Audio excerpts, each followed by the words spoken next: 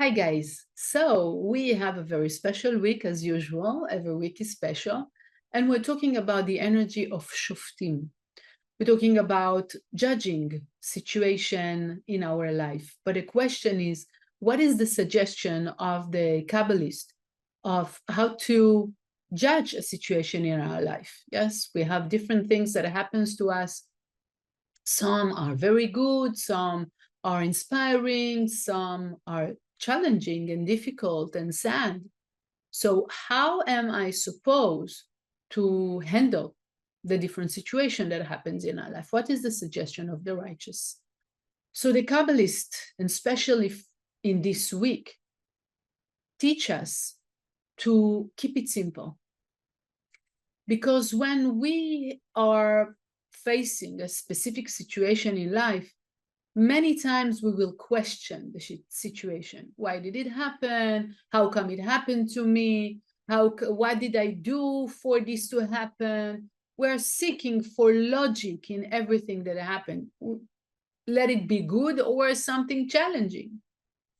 When we are doing so, when we are searching really for that logic to make sense, we're looking for the sense of the situation, we are keeping ourselves farther from the light. Now, the whole thing of this life and the work that we are doing, especially with the teaching of Kabbalah, is to learn how to become with more affinity with that energy that calls light. We want to have more connection with that endless source of blessing in our life. Because imagine that I'll be very smart and I will understand all the secrets behind of how and what and why did it happen to me and how come I met exactly that person and what does it mean. But no blessing will come from that. I will not experience any real true love or abundance or, that holiness that many times we experience when we are getting in touch with that source that call light, that pool of blessings that calls light. So remember, the first thing, especially this week, that what we want in life is not so much to understand the little details and logic of why it happened. It's not even the why, because it's important to ask why, but not in the sense of I'm looking for the logic in the situation. I'm looking for the sense in the situation. I don't want to look. I don't want to understand. I want to let go. I want just to learn how to or experience or train myself to have more and more and more affinity with that source of all blessing and connection. And that thing that when we feel that, we experience endless energy, endless joy, endless life inside of us. We can feel that. It warms us up. It keeps us up. So the first thing that we learn here is simplicity. Simplicity, yes? And it says, like the righteous are telling us, when we are going to learn to let go of seeking for those logic, yes, of questioning ourselves 1,000 times and repetitively, why it happened, how come I did it, how come I said it, all those things, and I'll manage to keep myself more and more simple, then there is a gate that opens to me, to all of us. There's few things that happens when we keep it simple. First, we are touching upon a very high level of connection in which we can witness the light. Okay? I'm not saying sometimes we need to take action, but sometimes when things happens to me, just to be a witness, just to be quiet and experience what's going on. If it's the pain, if it's the confusion, just experience. Let it pass through you. Okay? Don't try to make sense out of it. Just experience. The second thing is that we allow gates of development, of our spiritual development, to happen to us. Because when we keep on finding the logic, what is the logic? The logic keeps us in this physical world. So in one hand, people would say, I want more blessings. I want more miracles in my life. I want things to happen. How would they happen if I keep my consciousness very physical, very logic? The way that things happen in life is that it creates affinity. So the work that we do is supposed to create affinity with a higher level of light, a higher level of life, okay? Because as far as we keep on seeking for logic, so things will make sense to us or not. And then I'll fight to try and find the logic into the situation that anyway, there's no logic in the situation. It just happened. Just happened. Had to happen. Maybe past life, but I'm not looking. I keep simple. When I keep simple, I elevate. I open my soul to a higher level of soul. And then what happened? I touch upon that pool that exists in that realm of elevation, of spirituality, of high consciousness. Okay? Otherwise, I block myself. I block myself with all this questioning. I block myself with all this to make sense. Doesn't make sense. I don't want things to make sense to me. Why? Because it means I am touching something that is beyond. And that's the work through our life, through things that happens to us, to touch the beyond.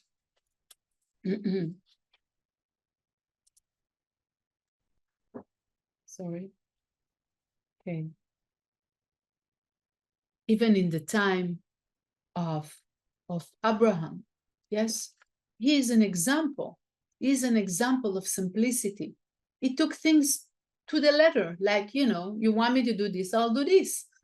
And this is why he had the possibility even to hear the voice of the Creator guiding him.